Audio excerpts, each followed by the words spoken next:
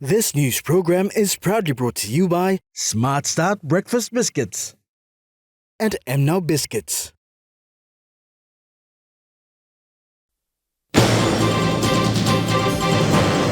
No bipartisan committee for Arab referendum. Who are on PDL9 landowners ongoing issues. And Indonesia extends bilateral cooperation.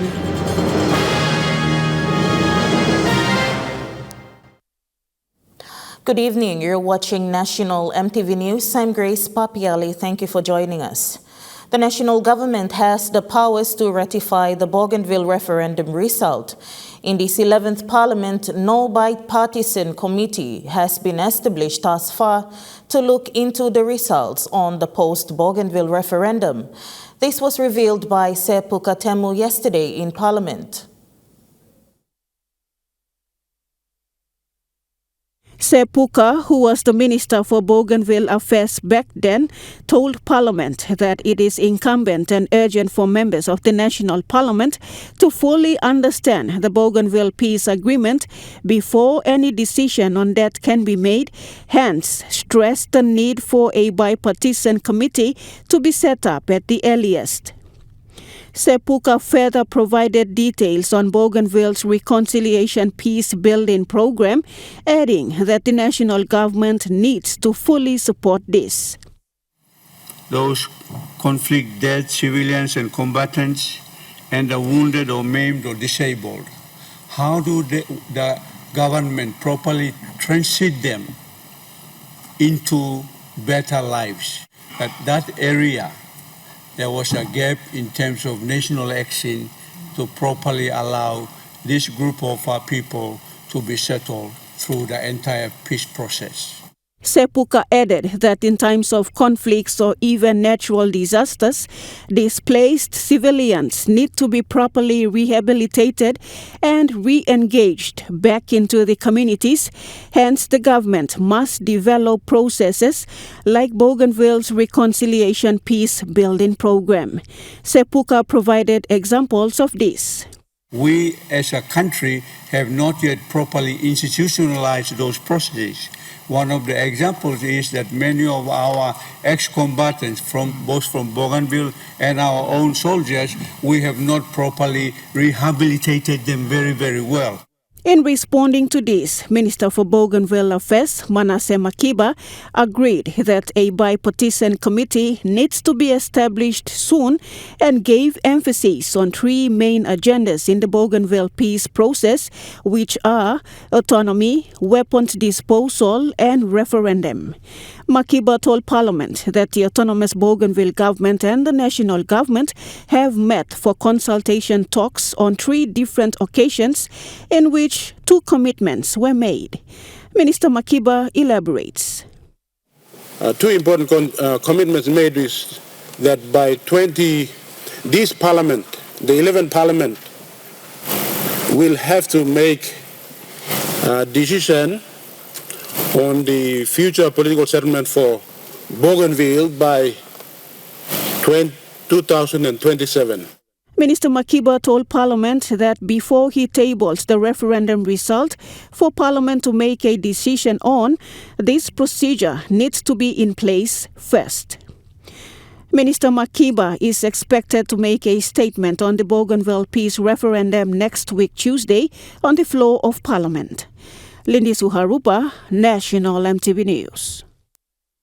The Chief Secretary to Government, Ivan Pomaleu, announced late yesterday evening that the National Executive Council has revoked the declared public holiday for Monday, the 12th of June 2023, and endorsed Friday, the 16th of June 2023, as the day to observe the official King's birthday. The palace confirmed 2 days ago that the official birthday for King Charles III is the 17th of June 2023. The day falling on a Saturday, the NEC determined that Friday, the 16th of June 2023, is to be declared a public holiday to observe the King's birthday. Mr. Pomaleo confirmed that Monday, 12 June 2023, will be a normal working day for the country and that Friday, 16th June 2023, will now be a public holiday. Landowners from the Miao and Peranu clans of the Hides PDL9 in the Koroba-Copiago district in Hela province have aired their grievances of being left out on landowner beneficiary payments. In response to this, Minister for Petroleum and Energy, Karenga Kua, gave his statement to justify these queries in an exclusive interview with Emtv. These aggrieved landowners have stated that they have missed out on beneficiary payments. Roy Talu Harry from the Miao clan stated that in the 20 clans that were listed on a Gazette notice issued in one of the dailies dated Friday, May 19, 2023, they were not included, and that is a concern for them. Hiwa tribes. Or put them Hiwa tribes here. 20 black clans going to there. Papang ground true major clan 6 plus. Beneficiary 6 plus Tabin Jedlo, Hiwa tribes. He has made an appeal to the relevant authorities to look into the matter and solve this issue. DBO, you come through law, Ediplo Mipla law, Korban district. You identify Papankram. Meanwhile, in response to this, Minister for Petroleum and Energy, Karenga Kua, stated that there are two factions involved when it comes to entitlement claims from both the Western and Hela provinces. He further explained the publishing of the final determination findings for Western Province, which had no hiccup, and the people accepted the determination. He explained that he published the determination for the Hela Province faction recently, which resulted in queries raised by disgruntled people. He stated that the department procedures are done to ensure the final list goes to him. Plan the man through by can put him claim, but department then had him all get a story and then all use him professional judgment law make him one blood decision as to who is actually landowner and who's that no landowner. So once all completing this lab process, all come back, all review, now satisfy, all same they've come to the right conclusions, then all make him recommendation, ikamlo me law, me sign off. So I depend upon that advice and recommendations. Me at me no go out now him study. Then me like go gazette him or all Karim go now gazette him. After all gazette him, it is a workload department. As far as the law is concerned, procedures, responsibilities, workload department, complete. He further advised that in such instances, if there is dissatisfaction and queries are raised, the next step is to take the matter to the National Court. Because there's a time limit within which all by Goya, I mean, no actual number of days, but he got some limit. So all you know can waste him time, go quick, na register him complaint, law house court, na judge must send down na harim display consent law. Parliament yesterday unanimously passed 3 significant bills that grant increased financial powers to the cities of Lae in Morobe, Mount Hagen in Western Highlands and Kokopo in East New Britain province, making a significant milestone. Notice number 39. Prime Minister James Marape reaffirmed his government's commitment to enhancing the financial capabilities of cities and towns in Papua New Guinea in Parliament.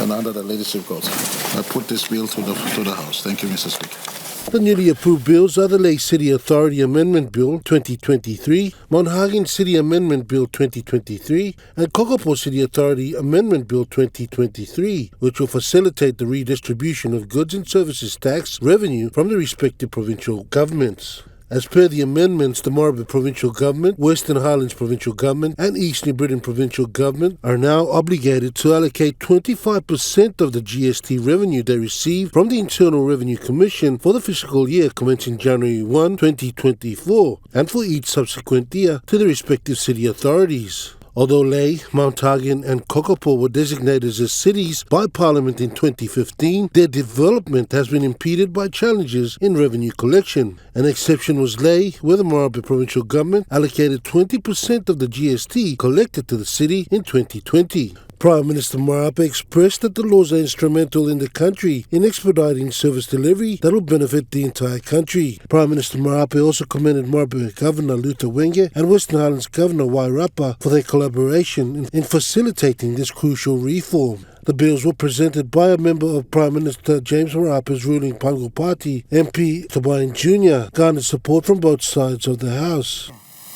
The bill also seeks to provide a leeway for Mount Hagen to truly become a model city with state-of-the-art. Other members that were supportive in assisting the legislation were Deputy Prime Minister and Lae MP John Rosso, Marlborough Governor Luther Wenge, Hagen MP and State Enterprise Minister William Duma, Western Highlands Governor Wairapa and East New Britain Governor Michael Murram. Rocky Iso, National MTV News. National MTV News continues after the break with more stories. Stay with us.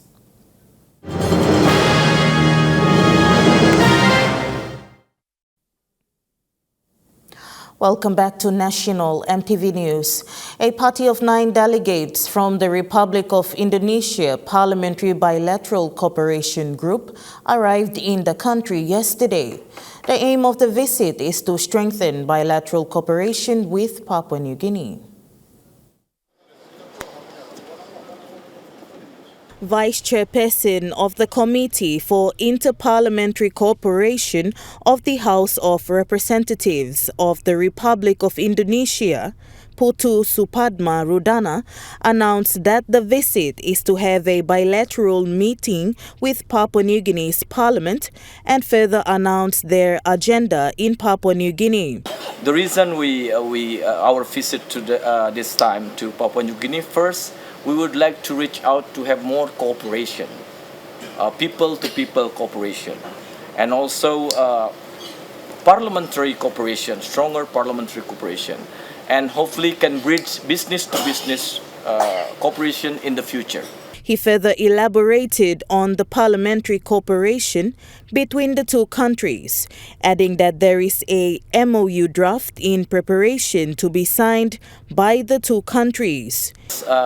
We would like to have more stronger bilateral cooperation from Indonesia and Papua New Guinea, especially parliamentary cooperation. Second, we would like also to build a stronger alliance or cooperation through building the bilateral group. We call it Parliamentary Bilateral Cooperation Group. Third, we would like to also increase more the capacity building between two parliaments, member of parliaments, including the secretariat. We will also, hopefully in the future, to increase more cooperation in supporting each other in many international forums.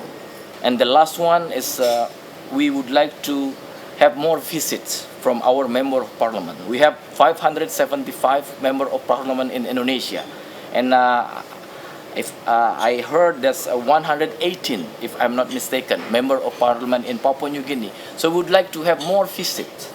He added that during the Association of Southeast Asian Nations Inter-Parliamentary Assembly Forum, scheduled for August in Indonesia, they will discuss and draft the MOU. ASEAN Inter-Parliamentary Assembly. The parliament side called AIPA, but the government is ASEAN. AIPA General Assembly will be in Jakarta in August. And we hope that we have an agreement and then everybody can, because that's the draft from us. So Parliament Papua New Guinea have to discuss. Maybe there's a correction in the draft.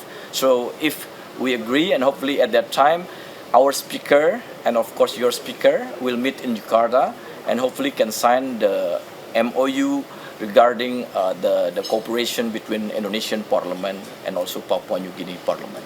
Upon the interest they have in creating strong bilateral ties with Papua New Guinea, he announced the scheduled visit of the President of the Republic of Indonesia, Joko Widodo, to Papua New Guinea.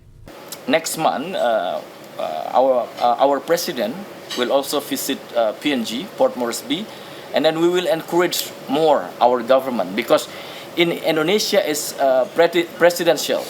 Here is parliamentary. So Indonesian Parliament can encourage. First, we would like, of course, to encourage more our president to visit Papua New Guinea more often. This is, I think, next time will be the third time President Jokowi visiting Papua New Guinea.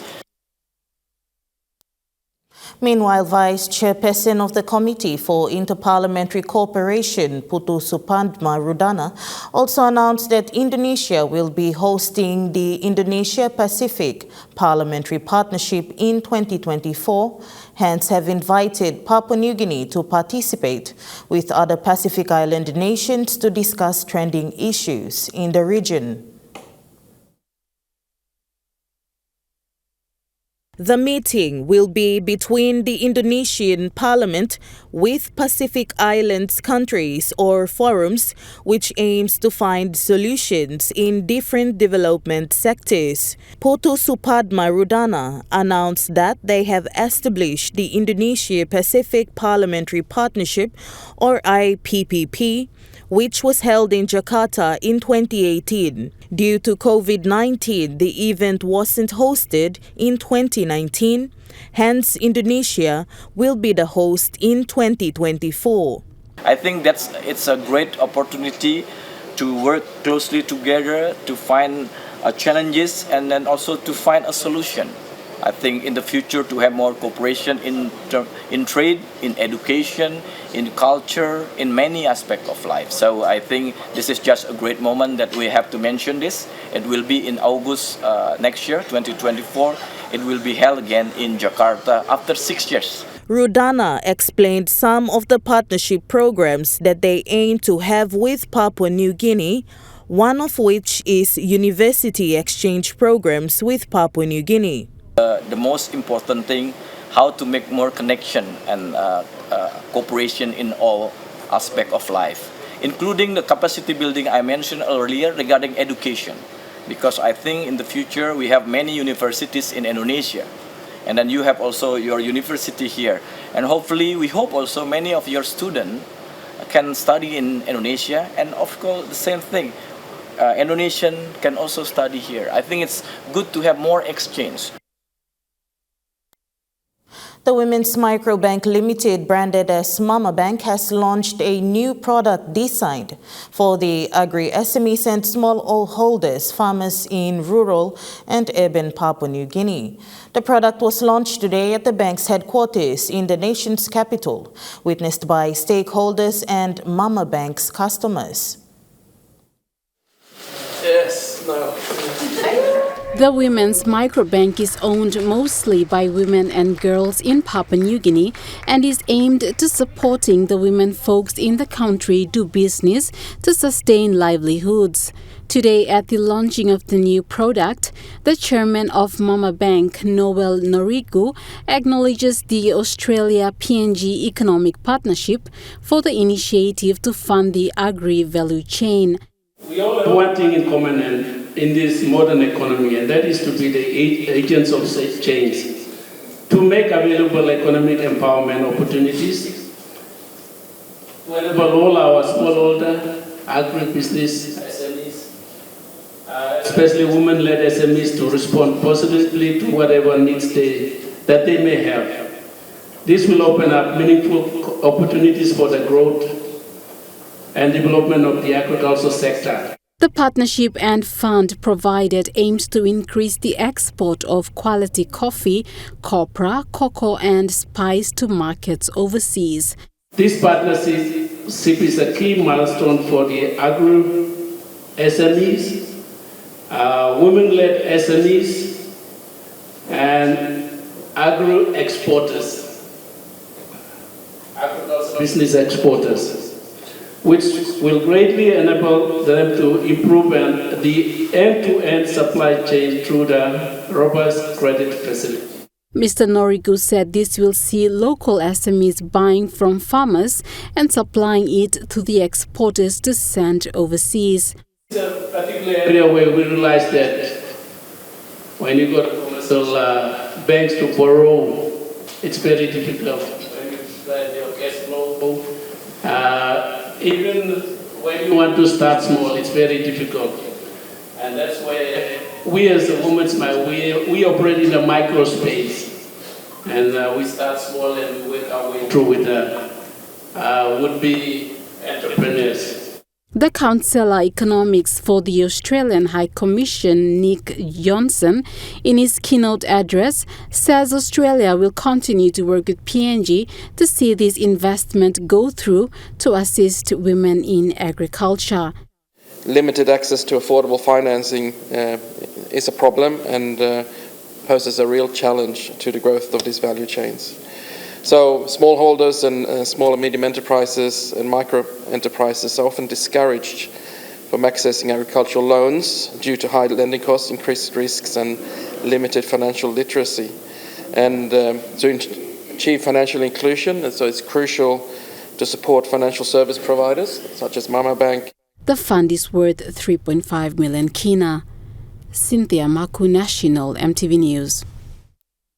Prime Minister James Marape said there is a need for additional commercial banks in the country. The Bank of Papua New Guinea will be bringing in 1 or 2 additional commercial banks to give competition to the existing banks so that the best services are provided to the citizens of this country.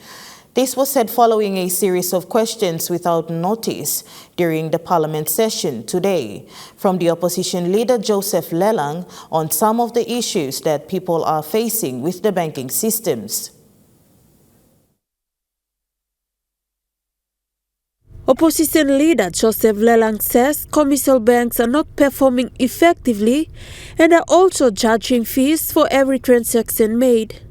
He adds that one of the banks has caused an inconvenience during the Easter period by depositing some of the money to people's accounts without their knowledge. He asked the Prime Minister how the government together with the central bank will solve all these issues. Question 3, if so, has the government through the Department of Treasury instructed the Bank of PNG, the regulator and supervisor of our country's financial system, to investigate and furnish a report to the government and ultimately to the National Parliament? If not, then why, may I ask? Question 5, Prime Minister, would you not agree that the commercial banks in Papua New Guinea are not fully transparent to the public and that contrary to international banking standards in the Basel Accord, the supervisor, the Bank of PNG, has not effectively performed its role in enhancing such transparency? Prime Minister Marape says the government has been continuously advising the banks to lower their fees. He also says that BSP has the ability to make a recovery on the glitz. That concern is noted. I am aware of the issues that our customers and our people feel in our economy, especially as they engage in using services of our commercial bank. We have engaged with the central bank to work with them more closer and to ensure that the services are stepped up, improved, and hopefully going forward into the future, the fees are minimized or reduced.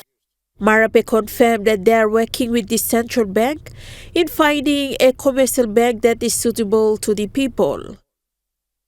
Government has worked with central bank. In the third question, has government instructed central bank? We have worked with central bank to ensure they look into the issues of our commercial bank and the operations. And we've also indicated to the central bank, our own state-owned enterprise bank, the National Development Bank, is being reformed. National Development Bank will rise up to only be a development lender, but we are looking at having a commercial arm, expanding on PNG Micro. The PNG Micro Bank will be expanded rollout to be a fully fledged commercial bank to give in one or two more competition to the existing one or two dominant banks. Estagane, National Emtv News. Now to the Nest Fund market report. The Kina closed unchanged at $0.2820 US in the interbank market. At Bank South Pacific, Kina was buying $0.2745 US, $0.4057 Australian dollars, $0.2470 euro, 37.72 Japanese yen. Looking at commodity prices at New York close, gold is trading higher, coffee closed higher, cocoa closed higher, copper closed lower, palm oil closed lower, crude oil is trading higher, copper closed lower. And on the stock market, the Dow Jones closed higher, the ASX 200 is trading higher, the All Ordinaries is trading higher. National Emtv News continues after the break. Stay with us.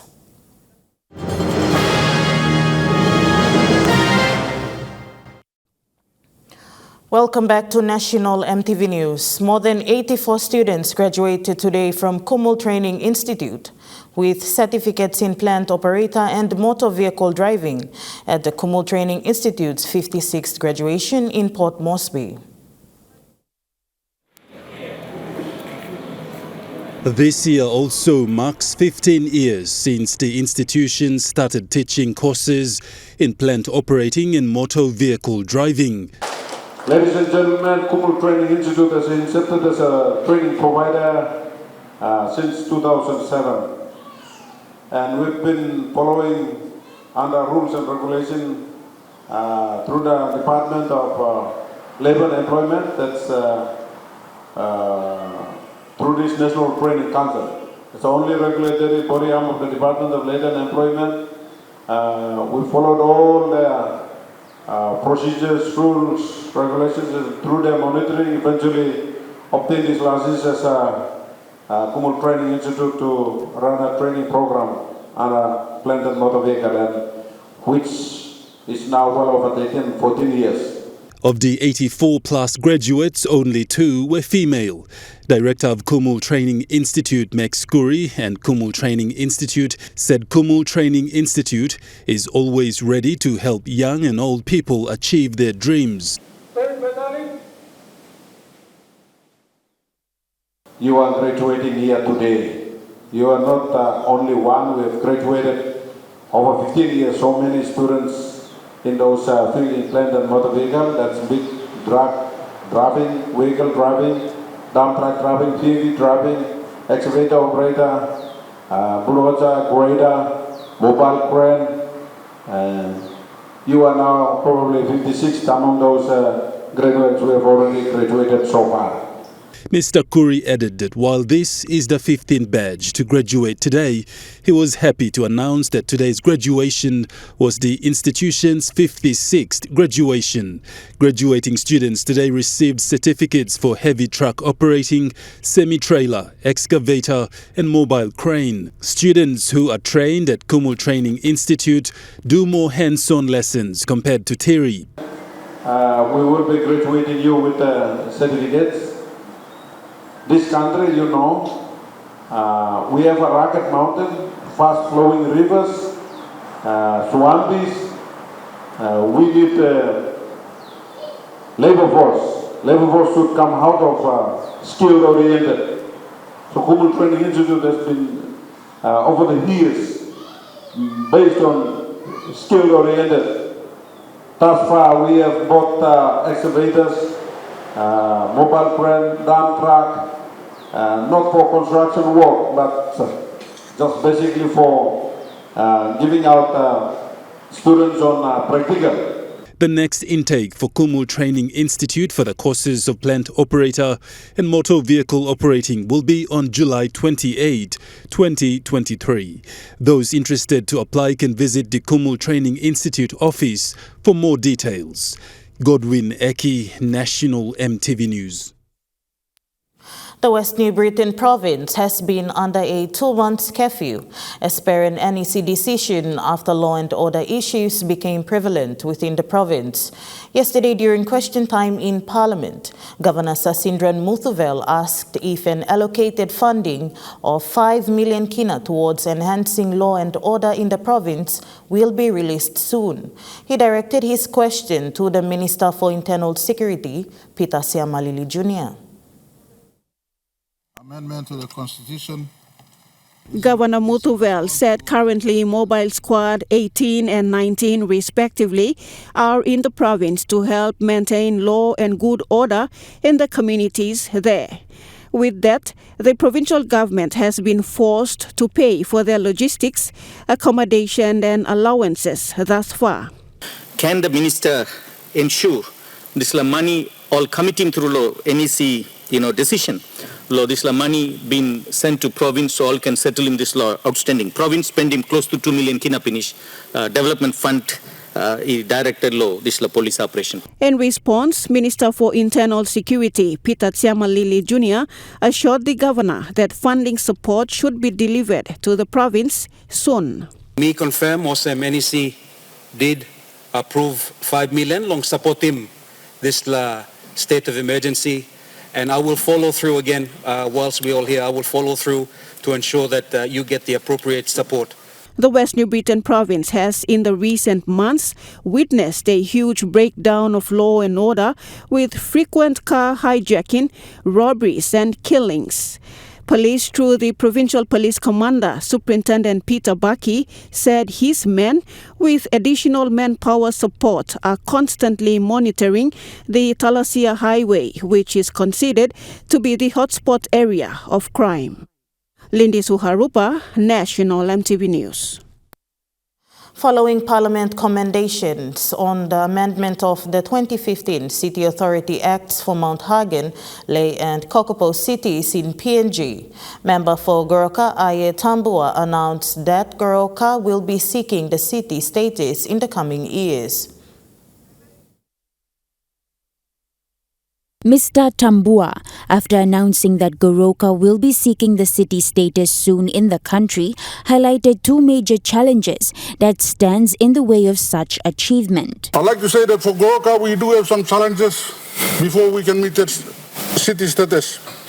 Two of our biggest challenges is the water issue and urban drift. With gratitude for the government of the day for enabling the town expansion program, Tambua made mention the next steps for Goroka in its path to becoming a city. We are thankful for the Marapara also government to implement the land purchase or the town expansion program. In the next coming months, I will be inviting the lands department up to Goroka for our town expansion program. This will set the foundation for us to receive the city status in our community, in our town. He went on to applaud Ley, Mount Hagen and Kokopo cities for their achievements as cities in the country. To congratulate the people of Kokopo, the people of Mount Hagen and the people of Ley for receiving this status as a city. This status will it will change the dynamic of developing our towns. It will move our towns to the next level. Natasha Avoy, National Emtv News. National Emtv News continues after the break with Trukai Sports. Stay with us.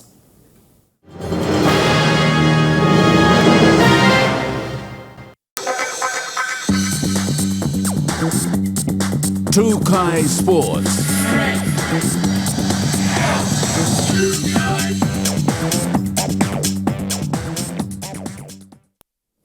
Welcome to Trukai Sports. And the inaugural Oceania Football Confederation Women Football Tournament, which PNG is currently hosting for the first time, is said to be a major boost for women participation in football in the country and the Pacific region as a whole. This was raised by the head of the OFC Women Football, Emma Evans. The first ever OFC-sanctioned Women Football Championships, which has been taking place in Papua New Guinea at the Sir Hubert Mary Stadium, housing up to 4 visiting teams from the Pacific region, is slated as a hugely rewarding and motivating experience at the highest level for women in football in the Pacific region. An elated head of the OFC Women Football, Emma Evans, said that previously women football hasn't been promoted within the region at the highest level, and she hopes that all the participating players, referees, coaches and administrators realize that there's a real career pathway in football. Being football, women's football at the highest level possible in our region, I think that will inspire so many. People will realise there is a real career pathway in football now. As players, as coaches, as referees and administrators, what we're trying to do here is let everyone, men, women, young children, see women's football at the highest level for the first time, and hopefully that inspires young girls, it inspires family members, and we really get the support from the community. So this is a vital year for women's football, and I hope that all of the member associations really understand, I guess, the growth that we're about to see. During the cocktail gala dinner prior to the kickoff of the inaugural OWCL, the OFC Vice President and PNGFA President John Capinato also spoke on the long wait it took for PNGFA to one day see women participate in this level of competition. We've been promoting men for the last 18 to 20 years in the Champion League, chasing all the glories with the Hikari Club. And I told the OFC and told President and Chris here that one day we must see women participate in this level of competition. Hikari United team manager Voni Capinato also shared on the importance of this growth in football and shared her experiences and encouraged women to work together in bringing the standard to a whole new level. If you want all our girls in the island countries to beat New Zealand and Australia one day, it started from you and from me. I manage thousands of kids in the country. And I'm very proud of that because many of them are playing in the competition, a big competition in the country. And even for my team, Hikari, our men's and our women's team, many of them came out from my academy. So me encouraging Yumi Ogeta, can we work together? If we want football to be the other level, especially for our women, we must work together. This year is a vital year for football, and this tournament stands as a boost for the region, as OFC is set to launch a number of women football competitions, programs and initiatives within the Pacific region ahead of the FIFA World Cup later this year in New Zealand and Australia. Lisa Punichukai Sports. The Clash of the Regions kickboxing tournament successfully wound down last night at the Sir John Guy's Indoor Complex in Port Moresby. The Highlands region won 2023, the championships out of the 3 participating regions. Out of 70 boxers from the 3 participating regions, Highlands region walked away with the title in the PNG Kickboxing Federation sanctioned Clash of the Region kickboxing tournament after intensive showdowns throughout the past 2 nights. The tournament is aimed at promoting amateur kickboxers within the Southern and Highlands region and to revive kickboxing after having been off for 3 years since 2019. During the fights, a number of raw talents were displayed in the ring as they went head-to-head in 2 rounds of 1-minute bouts. President of the PNG Kickboxing Federation, Stanley Nandex, said that such tournament is good for preparing, promoting and developing the growth of kickboxing, and added that there will be upcoming tournaments in the remainder of the year. Lisa Puni, Trukai Sports. Trukai Sports continues after the break. Stay with us. Trukai Sports. Welcome back to Trukai Sports. Moving to overseas sports now. In AFL, the Swans went down to the Magpies in a fair match that saw Swan star Lance Franklin play his 350th match. Buddy Franklin was playing in his 350th match. He kicked 2 goals, but that wasn't enough to get his team over the line. Those 2 goals have put him in the top 4 goal kickers list of all time. The Saints did storm home with a 5-goal final quarter to stay within reach of a top 4 spot on the ladder. But Dan Butler, he's expected to come under some scrutiny for his tackle on Nick Blakey. The defender had to be subbed out with concussion. And in cricket, Australia has continued to dominate against India in the World Test Series finals. In cricket, Australia has continued to pile on the pressure against India on day 2 of the World Test Championship final at the Oval in London. Australia was all out for 469 in the afternoon session and had India at 4 for 71 at one stage. At stumps, England had recovered slightly to be 5 for 151, still 318 runs short of Australia's first innings. A spectacular display from Australian bowlers has put them well on track to be crowned world champions. And that ends Trukai Sports. The Money Plus weather report is next. Stay with us. Trukai Sports.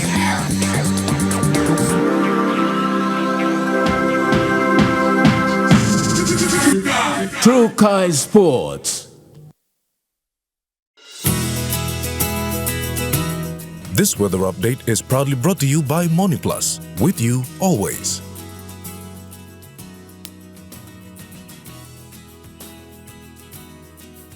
The weather forecast for the next 24 hours in the southern region: Port Moresby City mostly fine with chances of brief showers. Daru partly cloudy and windy. Kerama cloudy with frequent rain showers and possible thunderstorms. Alotau partly cloudy with possible brief showers. Popondetta cloudy periods with few showers. In the Momase region, Ley City cloudy with occasional rain showers and possible thunderstorms. Madang some showers with possible thunderstorms. Wewak few showers with possible thunderstorms. Vanimo partly cloudy with a shower or 2. In the New Guinea Islands region, Lorengau partly cloudy with brief showers. Kaveng partly cloudy with possible few showers. Kokopo and Rabaul few showers with possible thunderstorms. Kimbe some showers with possible thunderstorms. Buka partly cloudy. And in the Highlands region, all centers, occasional rain showers, drizzles with possible thunderstorms.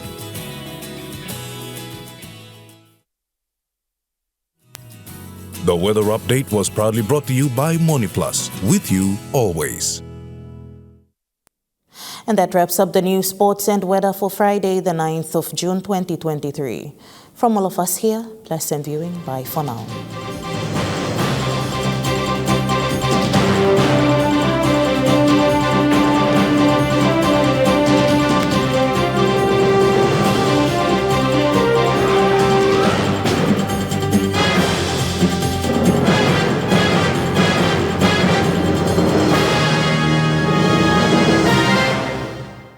This news program was proudly brought to you by Smart Start Breakfast Biscuits and Gold Nuggets.